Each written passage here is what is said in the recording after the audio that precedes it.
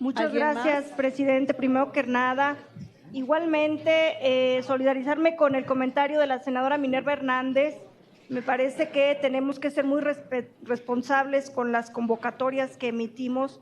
por respeto no solamente a las y los senadores, pues que nos debemos a todas las sesiones y a todos los temas que se puedan o no tratar aquí, pero también estuvieron convocados los medios de comunicación y otras personas que querían estar pendientes de la sesión y que, pues, bueno, fue la propia desorganización de las Comisiones Unidas lo que impidió que pudiéramos desahogar la orden del día como se tenía contemplada. Primero que nada, quiero señalar que hay un contingente numeroso a las afueras de este Senado de la República, integrado por trabajadoras y trabajadores del Poder Judicial, que se dicen afectados por el dictamen que hoy nos ocupa. Me parece importante que se organice una comisión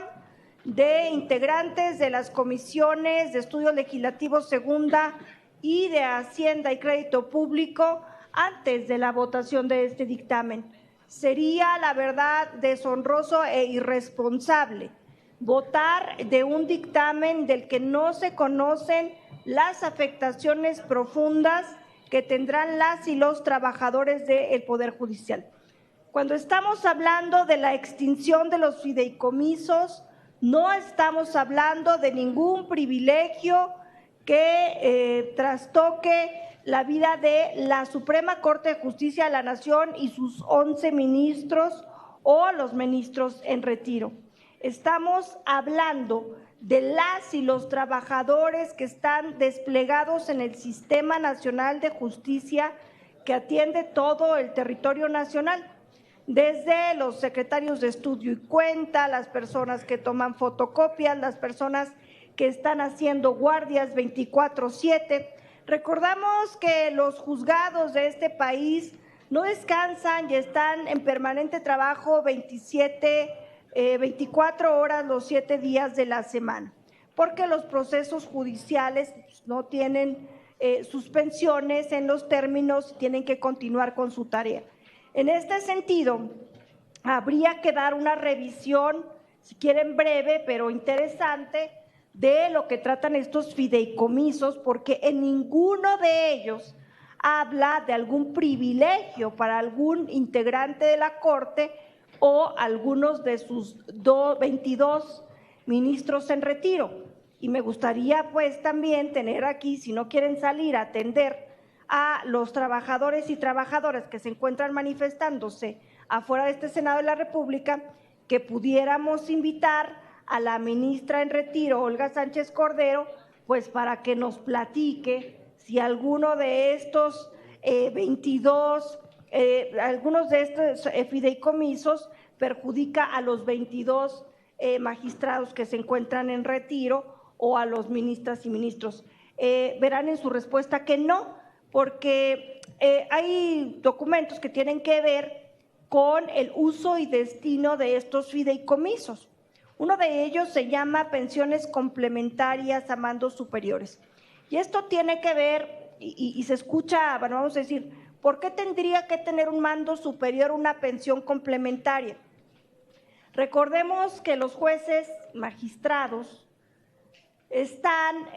afiliados al ISSSTE, están dados de alta en el ISSSTE, entonces tienen ellos una pensión que está bajo el tabulador del ISSSTE, pero ellos cumplen con una función sensible y con tareas también que requieren de un movimiento itinerante por toda la República. Imaginemos una jueza que es oriunda de Chiapas y que le toca un cambio de turno a Sinaloa y que le toca entre de sus asuntos darle sentencia a algún gran capo. Bueno, y esta juez ¿qué dice? Bueno, y esto a mí cómo me salvaguarda en mi futuro de mi pensión o mi jubilación, estos riesgos de trabajo, vamos a decirlo así, que están haciendo en ejercicio de sus funciones. Bueno, pues para ello existe un pago de pensión complementaria en donde incluso hay una contraaportación. A mí me parece que este tipo de fideicomisos debieran de tratarse de un modo distinto a otros con los que probablemente puedo compartir con ustedes su probable extinción. Pero todos aquellos que tienen que ver con una pensión complementaria, que es un derecho adquirido, un derecho laboral adquirido, que ya está incluso eso pues, con un soporte constitucional, pues, sería imposible de no defenderse o de que no se sostuviera en cualquier tribunal. Entonces, así como esos, tenemos cuatro que tienen que ver con pensiones complementarias, a mandos medios, a mandos superiores, a personal operativo. También hay uno que es para el personal operativo de menores ingresos. Y es un plan de prestaciones médicas complementarias y de apoyo médico extraordinario. A mí me parece que tenemos que ser extremadamente justos con lo que está pasando con el sistema de salud en este país. Y no podemos pensar que es un privilegio que alguien que va al IMSS o al ISSSTE y que le dicen que no sirve el tomógrafo o que no están los medicamentos que necesita, pues debería de existir un fondo de compensación para todas las personas de este país. Pero no, en vez de pensar en que todos vivamos mejor, quieren que los que ya tienen de alguna u otra manera su situación con un acompañamiento lo pierdan. Esto también es un derecho laboral adquirido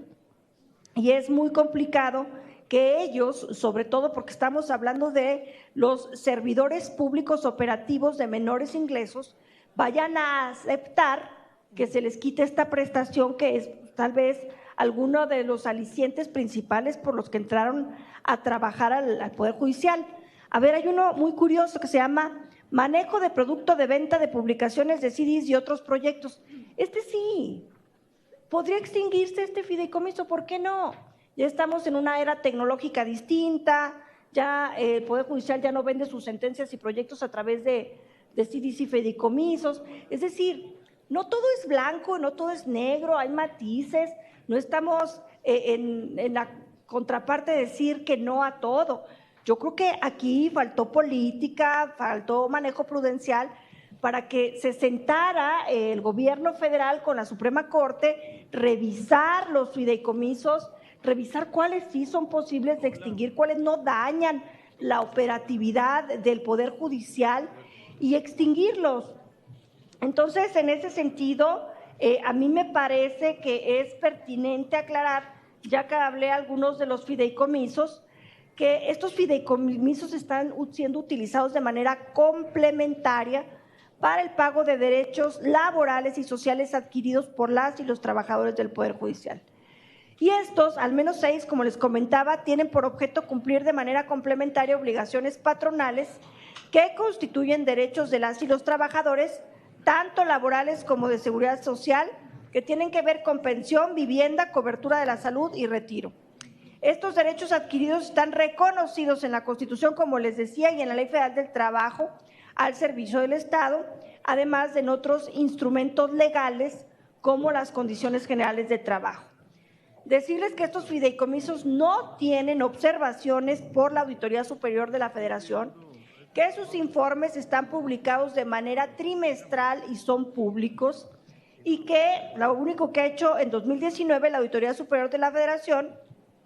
fue hacerles algunas observaciones. Y esas observaciones fueron de carácter preventivo para el mejor uso de los fideicomisos. Ahora, y también me gustaría, como experta internacionalista que es, pues que la senadora Claudia Ruiz Massieu nos platicara, porque hay 2 fideicomisos que tienen que ver con infraestructura para el cumplimiento del sistema penal acusatorio y oral, y otro que tiene que ver también con el sistema, el sistema laboral. Y en este sentido, México tiene compromisos internacionales adquiridos. También hay otro que se llama Fondo Mixto de Cooperación Técnica y Científica México-España. Entonces, ese específicamente tiene contraportación del gobierno español. Entonces, es como vamos a robarle ahora a España, ¿no? Y el otro es que en el tema laboral y en el tema de los juicios orales, fue la propia USAID, la embajada también americana, quien estuvo haciendo contraportaciones para que tuviéramos la posibilidad de tener las nuevas salas de oralidad. es importante saber qué posibilidades hay de que en los paneles de controversia del TEMEC se puedan presentar precisamente controversias por la desaparición del fideicomiso de infraestructura para la implementación de la reforma laboral, o bien incluso en la Organización Mundial del Comercio, porque como les digo, pues no somos una isla, tenemos una interconexión, tratados internacionales, convenios internacionales que salvaguardan algunos de estos fondos. Por eso, pues yo preferiría, presidente, que no se votara la extinción en este momento, que se hicieran varios tipos de consultas, unas con los trabajadores que están acá afuera para que ellos mismos clarifiquen y puntualicen las afectaciones personales a la base trabajadora, no a los ministros, a los más de 55,000 trabajadores que laboran en el Poder Judicial y que están señalándonos puntualmente que en algunos de estos fondos ellos tuvieron una contraportación y tienen una afectación directa y puntual que está dañando sus derechos laborales previamente adquiridos. Ese sería un punto. El segundo punto, quisiéramos una revisión con la Secretaría de Relaciones Exteriores para ver qué tratados y convenios internacionales estamos violentando, particularmente en los dos fondos de infraestructura que tienen que ver con la implementación de la oralidad de los juicios y de la reforma laboral, y el otro que es un fondo de cooperación con México-España. Y también sería importante que nos reuniéramos con la Auditoría Superior de la Federación, pues para que ellos nos señalaran si hubo un mal manejo, alguna arbitrariedad. En los reportes, en los informes de la auditoría dice que no, pero me parece que tomar las decisiones a la ligera en cuanto a lo que hace a una intromisión del Poder Judicial de la Federación, que es un poder autónomo y que forma parte de uno de los tres poderes de la Unión, pues me parece que es una postura aberrante. Entonces, yo creo que no debiéramos de tomar las cosas con esta ligereza. Podría instalarse también una mesa de negociación con la Corte para que ellos mismos nos señalen cuáles fideicomisos sí ya no les son de utilidad y puedan extinguirse. Digo, yo no creo que ellos estén cerrados a extinguir el fideicomiso que tiene que ver con la venta de los CDs u otros que no tienen nada que ver con la operatividad del Poder Judicial, pero todo aquello que trastoque la operatividad del Poder Judicial solo traerá un detrimento en la justicia cotidiana, es decir, en perjuicio de los más pobres, es decir, en perjuicio de aquellos que al no dársele su medicamento para el cáncer van y se amparan, para aquellos que al no recibir del gobierno o aquellos que se les embargaron sus tierras para construir el Tren Maya y fueron y se embargaron, pues que no tengan condiciones para hacerlo porque estamos dándole cada vez menos herramientas de trabajo al Poder Judicial.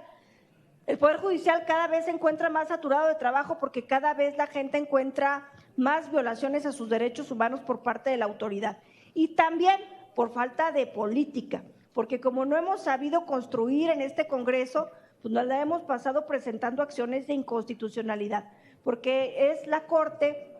ese último refugio que hemos encontrado los mexicanos ante esta ingobernabilidad que predomina no solamente en el Poder Ejecutivo, sino también ya lo estamos viviendo en el Poder Legislativo. Por eso, presidente, aquí están mis propuestas, que son para que tengamos una ruta para la mejor toma de decisiones y no extingamos esto así, sin ninguna conciencia, sin ninguna pertinencia y sobre todo sin valorar las afectaciones que se le causan a terceros. Por eso mi propuesta, presidente, de que se posponga la votación de este dictamen hasta que tengamos mayores elementos para el mismo. Muchas gracias.